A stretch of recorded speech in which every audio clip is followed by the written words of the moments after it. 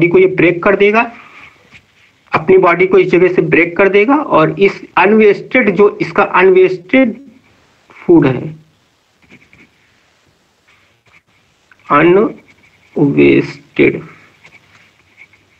Unvested food, तो जो इसका अनवेस्टेड फूड है वो बॉडी से ये बाहर निकाल देगा। तो अपनी बॉडी को ये कहीं पर भी ब्रेक कर सकता है। मान लो यहाँ पे फूड वैक्यूल्स रहा तो ये इसको डिजोल्व करके अनवेस्टेड फूड को यहाँ से बाहर निकाल देगा बाहर ना।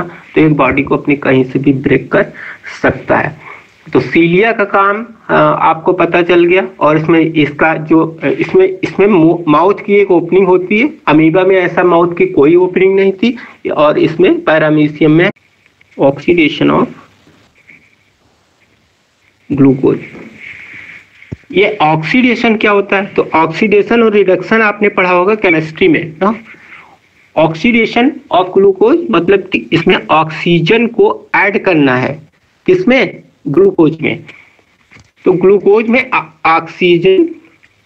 ऑक्सीडेशन क्या प्रोसेस होती है कि ऑक्सीजन ऑक्सीडेशन में, केमिस्ट्री में अगर आपने नहीं पढ़ा तो मैं केमिस्ट्री में पढ़ाऊंगा आपको ऑक्सीडेशन एंड रिडक्शन, ठीक है। तो वहां पे ऑक्सीडेशन में क्या होगा कि ऑक्सीजन इज एडेड, ठीक है। तो यहाँ पे जो ग्लूकोज मॉलिक्यूल्स है इसमें ऑक्सीजन मॉलिक्यूल्स ऐड किए जाएंगे। तो जब ये ऐड होगा, ये यहाँ पे बैलेंस रिएक्शन, एक लॉन्ग रॉड जैसा आपको ऑर्गन्स दिख रहा है, इसे बोलते हैं ट्रैकिया ना। ये वाला पॉइंट जो है, ये दिस पॉइंट ट्रैकिया, ये ट्रैकिया विंड पाइप होता है ना। और इसके ऊपर देखिए ये व्हाइट सा लगा हुआ है, व्हाइट सी छोटी छोटी प्लेट्स लगी हुई हैं। इनको बोलते हैं कार्टिलेज, बोन ऑफ कार्टिलेज। ये बोन्स की बनी होती है और ये बहुत मुलायम होती है। बोन्स तो कड़ी होती है लेकिन ये कार्टिलेज बोन से हल्की होती है, ठीक है, बहुत मुलायम होती है। यह काम करती है कि जो विंड पाइप है वो कोलैप्स ना होने पाए ड्यूरिंग द रेस्पिरेशन। का काम होता है कि जब हम ब्रीथ इन करते हैं, अंदर करते हैं, तो डायफ्राम नीचे की तरफ आता है, ऐसे नीचे की तरफ मूव करेगा यहाँ पे। और जब हम ब्रेथ को आउट करते हैं तो डायफ्राम ऊपर की तरफ मूव करता है, ठीक है, आउट एंड इन की पोजीशन में। दो लोब्स जो मैंने बताया वो यहाँ पे लंग्स लिखा हुआ है, लंग्स, और इसके अंदर लोब्स और रिब केज के बीच जो लंग्स के लोब हैं और इस रिब केज के बीच में भरा रहता है एक फ्लूइड जिसका नाम होता है प्ल्यूरा, ठीक है। क्या नाम होता है? प्ल्यूरा। देखो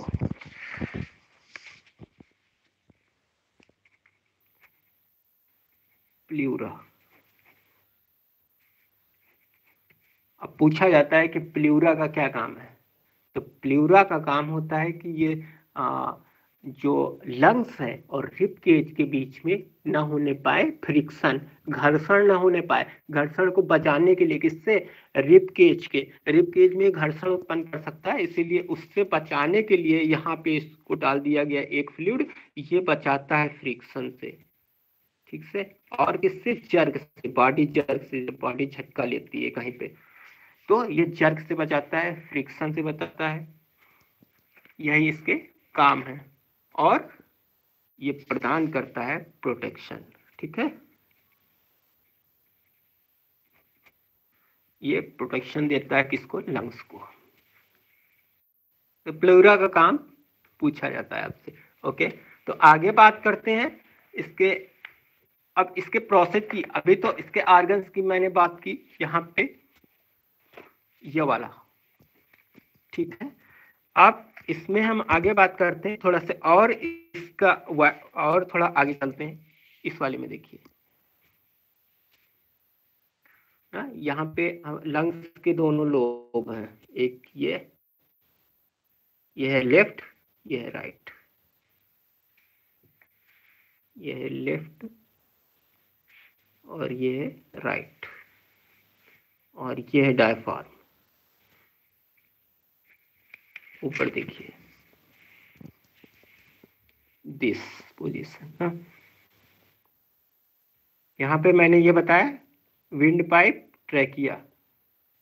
थोड़ा सा ऊपर चलते हैं, लैरिंग्स, साउंड बॉक्स। लैरिंग्स क्या होता है? Sound box. यहाँ पे माउथ, यहाँ पे फेरिंग,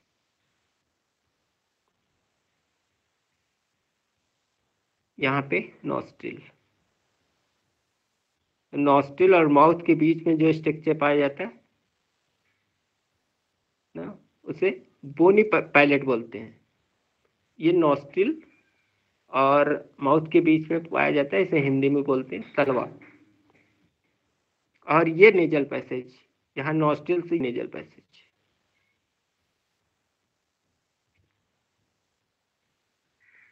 तो नॉस्ट्रिल से क्या होगा, breathe in breathe out, breathe in breathe out, breathe in breathe out. तो ये इसके ऑर्गन्स थे, ठीक है। Nasal passage, nostril, bony palate, mouth, pharynx, larynx, windpipe. Okay, और this point is diaphragm and this is lungs.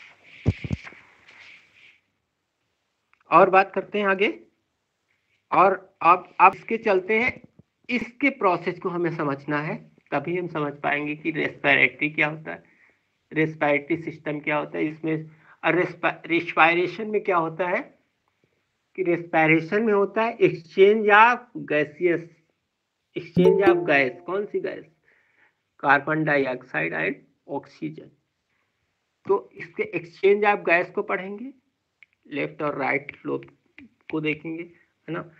तो ये और थोड़ा सा इसके अंदर का डायग्राम देखते हैं लंग्स के अंदर। तो लंग्स के अंदर ऐसे कुछ होता है, आइए इसको देखते हैं। ये जो ट्रैकिया के ऊपर बनी हुई थी, इनको हमने बताया था रिंग ऑफ कार्टिलेज, अभी बताया था, ठीक है। तो रिंग ऑफ कार्टिलेज से एक और ब्रांच बनती है, यहां से देखिए, एक इधर की तरफ गई है और एक इधर की तरफ गई है। ये भी, इस पे भी रिंग ऑफ कार्टिलेज लगे रहते हैं। हेलो, सॉरी,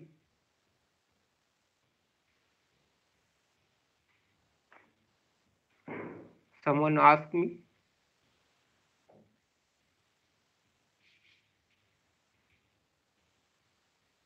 तो किसी भी स्टूडेंट का कोई भी डाउट है तो they can clear it right now, and rest of the doubt हम बाद में क्लियर कर लेंगे। अभी तक जितना पढ़ा है, किसी को कोई भी डाउट है तो वो पूछ सकता है। तो दिशा, रसेल, जिसने इसने क्लास ज्वाइन की हुई है, वो प्लीज अपने डाउट पूछ लीजिए, otherwise we can move ahead. कोई डाउट है किसी को, किसी स्टूडेंट को कोई डाउट है या मैं आगे चलूं? No sir, clear. ओके, देखिए यहाँ पे, तो इस वाली ब्रांच को हम ब्रोंकस बोलते हैं। अगर सिंगुलर, ब्रोंकस सिंगुलर है, और इसके प्लूरल को हम ब्रोंकाई बोलते हैं। अगर दो हैं यहाँ पे मान लीजिए, तो इसके हम ब्रोंकाई बोलेंगे, और एक की बात करेंगे तो ब्रोंकस। तो इस वाली रिंग कार्टिलेज पे, ये वाला, हाँ, इस वाले पे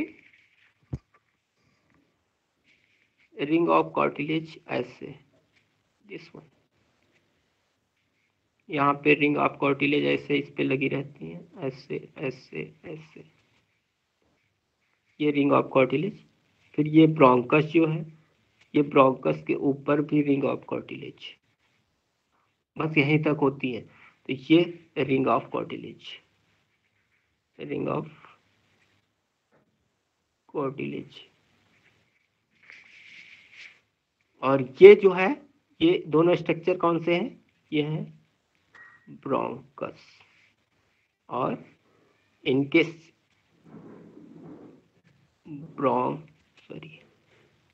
ब्रोंकाई, ठीक है। प्लूरल ये हो जाएगा इसका प्लूरल, और ये हो जाएगा इसका सिंगुलर। ये ब्रोंकस, ब्रोंकाई। अब ब्रोंकस और ब्रोंकाई के बाद क्या होता है इसके अंदर, इस लोब के अंदर, हाँ, यहाँ पे ऐसे, ये जो एक लोब बना हुआ है लंग्स का, हम बात कर लेते हैं राइट, ये लोब राइट। तो एक लोब जैसा होगा, वैसा ही इधर का भी होता है राइट लेफ्ट वाला। तो हम राइट साइड की बात कर लेते हैं, चलिए ठीक है। तो ये लोब के अंदर पाई जाती हैं एलुलाई, ठीक है, जो ब्रांचेज में बटी रहती हैं। तो इसमें ऐसे ऐसे पहले एक ब्रांचेज निकलती हैं ढेर सारी, ऐसे बहुत ढेर सारी होती हैं ये ऐसे, और इन ब्रांचेज को बोलते हैं ब्रांकियोल। इन ब्रांचेज को बोलते हैं ब्रांकियोल। और इसके ये सिंगुलर हो गया, ये सिंगुलर, और इसके प्लूरल को बोलते हैं ब्रांकियोल्स। यहाँ पे सिर्फ एस लगा दिया गया, देखो ये एस लगा दिया गया बस। तो उसी नाम से मिलता जुलता है, यहाँ पे ब्रांकस, यहाँ पे ब्रांकियोल, ब्रोंकस ब्रांकियोल, उसी नाम से मिलता जुलता है। तो ये पतली होती है, लेकिन इस पे रिंग ऑफ कार्टिलेज नहीं होती है। रिंग ऑफ कार्टिलेज सिर्फ यहीं तक थे, है ना। अब इस एक जो एक ब्रांकियोल है हम उसको देखते हैं। अब इसमें कि एक ब्रांकियोल ऐसे हो गई, ये एक ब्रांकियोल, ये एक ब्रांकियोल ले ली। अब जो इसमें रहता है कि जैसे कि ये अब आगे इसमें एलुलाई लगी रहती हैं, ये एलुलाई ऐसे होती, बहुत बॉल लाइक स्ट्रक्चर होती, छोटी छोटी बॉल्स होती, छोटी छोटी बॉल्स होती हैं, छोटी छोटी बॉल्स होती हैं, लाखों में होती हैं, ऐसे ऐसे ऐसे इसी में लगी रहती हैं, ठीक है, ऐसे। ये ठीक उसी तरीके की होती हैं जैसे आपने देखा होगा बंच ऑफ ग्रेप्स, अंगूर का झुंड देखा है, अंगूर के झुंड जैसी हैं, ठीक है, ये होती हैं ऐसे। और इन छोटी छोटी प्यारी प्यारी जो ये स्ट्रक्चर देख रहे हो, इसको बोलते हैं एलोलाई, ठीक है। ये एलोलाई प्लूरल में है, और सिंगुलर में इसको बोलते हैं एलुलस। तो ये सिंगुलर में इसको बोलते हैं, तो ये सिंगुलर, ठीक। तो ये जो देखा आपने, ये है एलोलाई। अब ये एलोलाई किस तरीके की होती है? लाइक एज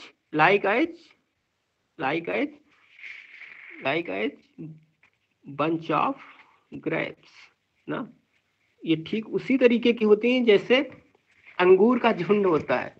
तो छोटे छोटे अंगूर, ये जो छोटे छोटे बॉल लाइक स्ट्रक्चर देख रहे हो, जैसे वैसे ही है अंगूर छोटे छोटे ना। तो ये हो गए एलोलाई। तो एलोलाई कैसा स्ट्रक्चर होता है? जैसा कि बंच ऑफ ग्रेप्स होते हैं, ठीक है। अब यहां तक तो हो गई इसके स्ट्रक्चर की बात, हमने इसके ऑर्गन्स बता दिए, इसके लंग्स का अंदर का स्ट्रक्चर मैंने आपको बता दिया, दो चीजें बता दी। अब इसमें आती है मेन पॉइंट, वो है गैसियस ऑफ एक्सचेंज, कि इसमें गैस का एक्सचेंज कैसे होता है। कौन सी गैस? कार्बन डाइऑक्साइड और ऑक्सीजन। तो जब हम ब्रीथ इन करते हैं तो ऑक्सीजन, ब्रीथ आउट करते हैं कार्बन डाइऑक्साइड बाहर, ब्रीथ इन करते हैं तो ऑक्सीजन अंदर, और ब्रीथ आउट कार्बन डाइऑक्साइड बाहर। तो ये जो अंदर बाहर है O2 और CO2 अंदर बाहर, और इसके प्रोसेस को समझते हैं एलोलाई में। किसमें समझेंगे इसको? एलोलाई में। तो देखते हैं आगे। यहां से यहां पे माउथ होगा, पे माउथ,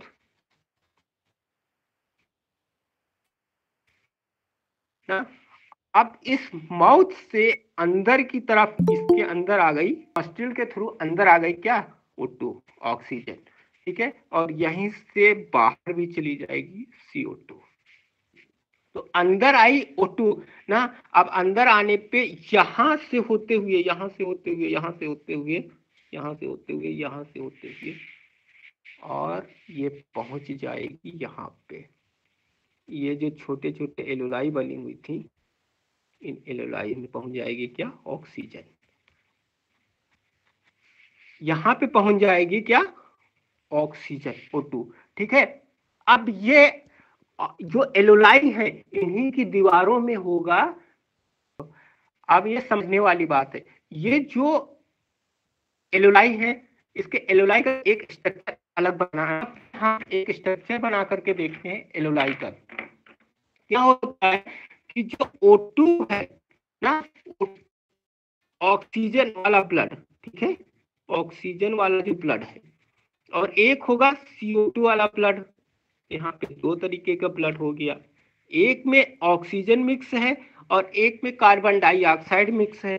तो ऑक्सीजन वाले ब्लड को हम दिखा देते हैं, हाँ, ऑक्सीजन वाले ब्लड को हम दिखा देते हैं रेड कलर से। ये हमने रेड कलर का यूज किया है पेन का, और यहाँ पे ये इसको ऑक्सीजन दिखा देते हैं। और CO2 में हमने यूज किया है ब्लू कलर। ओके, ध्यान रखने वाली बात है, यहाँ पे यूज किया है मैंने ब्लू और यहाँ पे यूज किया है मैंने रेड। तो रेड किस में यूज किया है, जहां पे ब्लड ऑक्सीजन वाला है। तो ऑक्सीजन वाला ब्लड जो होता है वो काफी रेड होता है, और जिसमें CO2 वाला जो ब्लड होता है वो डार्क रेड होता है, कभी कभी तो कुछ लोगों में गाढ़ा काला भी होता है। तो अगर किसी में CO2 की मात्रा मैक्सिमम है किसी की ब्लड में, तो उसका ब्लड और भी ज्यादा काला हो जाता है। वैसे जनरली कैसा होगा, लाइट रेड। तो यहाँ पे सॉरी जस्ट ए सेकेंड, इसमें बैटरी डिस्चार्ज हो रही है। हाँ अब आया, जस्ट। तो ये वाली बात, ये वाला पॉइंट याद रखना कि CO2 जो है वो ब्लू कलर से हम बना रहे हैं, और ऑक्सीजन जो है, ऑक्सीजन ब्लड, वो रेड कलर से बना रहे हैं। ऐसा किताबों में भी दिया जाता है कि ताकि उसको समझा जा सके। हम समझने के लिए यहाँ पे CO2 को ब्लू ले रहे हैं और O2 को रेड।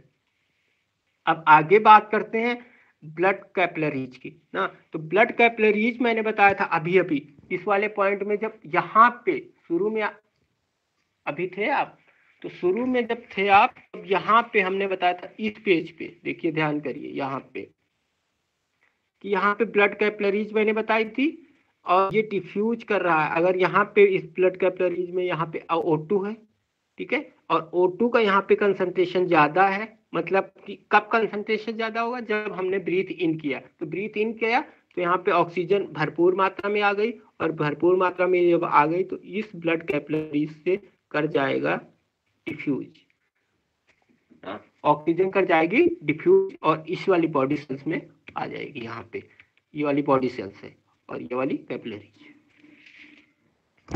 ठीक है। अब आगे की प्रोसेस देखते हैं कि इस वाला, ये वाला जो मैंने एलुलाई बनाई है, इस वाली एलुलाई पे ना, इस वाली एलुलाई पे इसके चारों तरफ से ऐसे ऐसे रेड में, देखिए मैं रेड से बना रहा हूँ, रेड पेन से, अगर आपको समझ में आ रहा हो। इस वाले एलुलाई हैं बहुत ढेर सारी, बहुत बारीक, बहुत ढेर सारी कैपिलरीज। अब इनके ऊपर ये मैंने क्या बना दी, कैपिलरीज। ये कैपिलरीज मैंने रेड कलर से बनाई हैं, क्योंकि यहाँ पे ऑक्सीजन आई है, ऐसे यहाँ पे ऑक्सीजन इसके अंदर आई है, इसलिए मैंने इसको रेड कलर से बना दी। और इन्हीं सेल्स में पहले से कुछ मात्रा में कुछ लंग्स, कुछ एलोलाई में CO2 भी थी। तो जो CO2 में, यहाँ पे देखिए मैंने इसको ब्लू कलर से इसकी कैपिलरीज बना दी हैं, देखिए इसी के ऊपर। तो इसी के ऊपर इसको चारों तरफ से घेरे हुए इस एलोलाई को, ये वाली कैपिलरीज जो ब्लू कलर की हैं, ये ब्लू कलर वाली कैपिलरीज हैं, कैपिलरीज। तो इन कैपिलरीज में क्या है, CO2। अब देखिए एक ही बंच है ना, अंगूर का एक ही झुंड है, तो एक ही झुंड पे देखिए ना, कुछ कुछ कुछ एलोलाई में CO2 है, ये मैंने एक ही तरह बना दी, बल्कि ये सब एक दूसरे में मिक्स होती हैं टोटल। ओके, ऐसा नहीं है कि ये हिस्सा अलग बना दिया तो मैंने आधा पार्ट इसका सिर्फ CO2 होगा और इसके आधे पार्ट में इधर O2 होगा, ऐसा नहीं होता, पूरे में मिक्स होती है। तो कुछ में कुछ जो एलोलाई रहेगा ऑक्सीजन ज्यादा मात्रा में, और कुछ एलोलाई में रहेगा CO2 ज्यादा मात्रा में। ओके, और ये टोटल रहती हैं मिक्स। तो मान लेते हैं कि इस वाले इधर वाले हिस्से की जो एलोलाई है उसमें है ऑक्सीजन ज्यादा, तो अब ऑक्सीजन चलेगी इधर जाएगी, ऐसे आ गई। मान लो हम इसका एक और डायग्राम बनाने की कोशिश कर रहे हैं। ये ऑक्सीजन आई, ठीक है, O2 ऑक्सीजन जा रही है, ठीक है, ऑक्सीजनेटेड ब्लड लेकर के,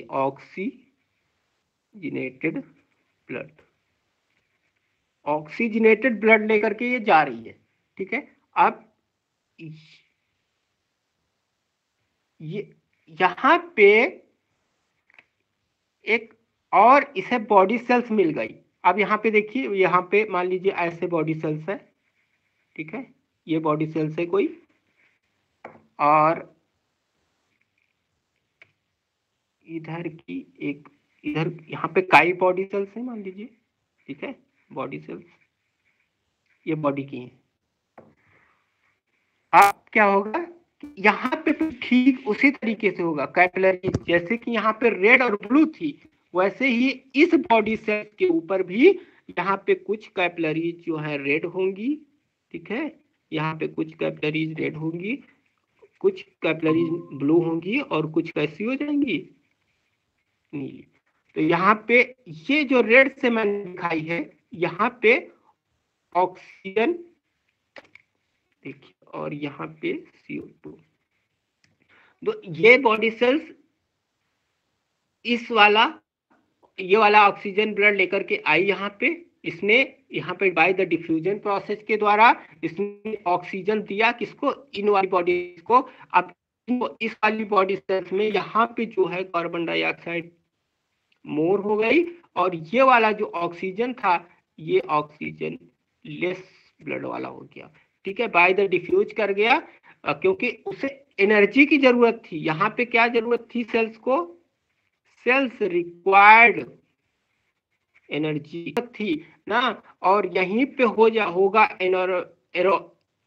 एरोबिक रेस्पिरेशन, यहीं पे होगा एरोबिक रेस्पिरेशन होगा, और एरोबिक रेस्पिरेशन के दौरान इस सेल्स को जरूरत थी एनर्जी, तो ये ऑक्सीजन इस वाली सेल्स को दे दिया। अब इस वाली सेल्स में जो कुछ दूसरी सेल्स थी उस गया यहाँ पे कार्बन डाइऑक्साइड मोर, और ये जब मोर कार्बन डाइऑक्साइड हो गया तो ये वाला जो कार्बन डाइऑक्साइड था, देखो ध्यान दो, very important points and interesting points, ये वाला कार्बन डाइऑक्साइड चला गया इस वाली कैपिलरीज में, यहां से होते हुए देखिए, यहां से उधर से ये तो इधर से आया था, और इधर से ये जब मोर कार्बन डाइऑक्साइड हो गया तो ये यहाँ से वापस होते हुए इसी वाली इधर वाली एलोलाई में ट्रांसफर होकर के आ गया।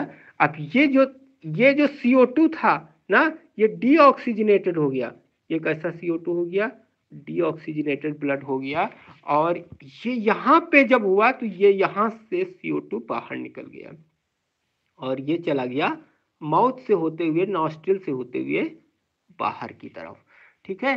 तो आप देख रहे हो कि इस एलोलाई में, इस एलोलाई की यहाँ पे एलोलाई में डिफ्यूजन हुआ कैपिलरीज में, ठीक है, उसी तरीके से यहाँ पे डिफ्यूजन हुआ कैपिलरीज में, फिर इसके कैपिलरी CO2 वाले ब्लड में कैपिलरीज में डिफ्यूजन हुआ, फिर यहाँ पे डिफ्यूजन हुआ। तो कितनी जगह डिफ्यूजन हो रहा, 1 2 3 और इधर वाला CO2 में 4 जगह यहाँ पे डिफ्यूजन देखने को हमें मिल रहा है, और CO2 आया और O2 आया और CO2 चला गया।